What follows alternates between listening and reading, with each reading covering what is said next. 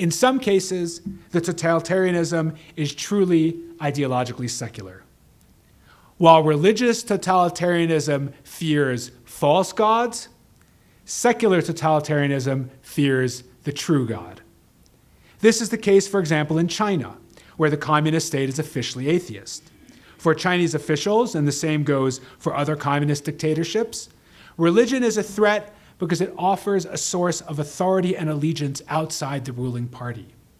So they are very keen to stamp out religion wherever it flourishes free from government control. If you followed the news lately, China can tolerate the state-appointed bishops, but not the underground ones. One group that is severely oppressed in China is the Uyghur Muslims. Lately, the government has stepped up its suppression of their practice of Islam with far-reaching measures, including prohibitions on beards that are too long, on fasting during Ramadan, and even on giving children certain Muslim names. The Uyghurs are mostly found in Western China, and the government perpetrates these violations, claiming separatist agitation among the Uyghurs. Although Islamist extremism is a real threat around the world, the Chinese government does not merit the benefit of the doubt when it comes to religious freedom in particular, or human rights in general. As far as we can tell, the majority of Uyghur Muslims are peaceful, and their treatment is plainly unjust. I raise the issue of the Uyghur Muslims in China because it points to a wider phenomenon of secular governments, mostly authoritarian, repressing religion in the name of security.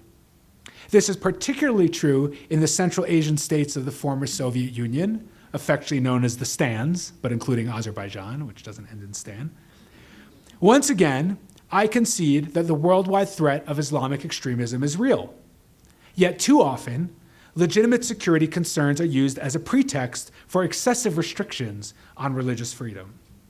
In these countries, through elaborate systems of registration and approvals, very Soviet style, the governments regulate and monitor all religious activity. Muslims, who make up the vast majority of these countries, often secular Muslim countries, as well as Christians and other small groups, suffer unjustly in the name of national security.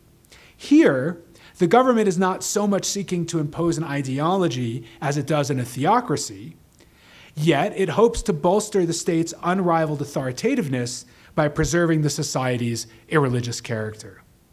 In some ways, admittedly, this state-centered vision becomes a stand-in for religion itself, North Korea being the most radical and most ridiculous example.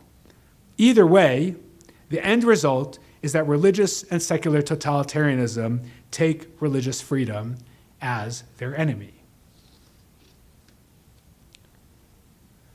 From that perspective, we in the West have it pretty good.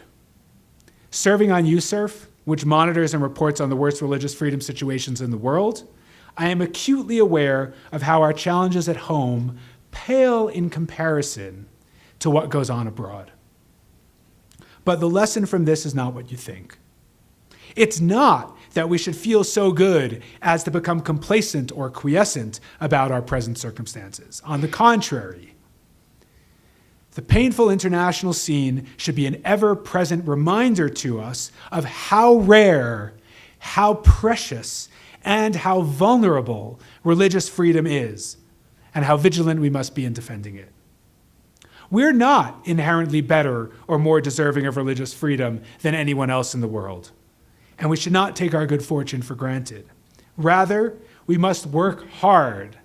And here is the key: we must work hard to preserve the cultural and then the political and legal conditions that make religious freedom possible.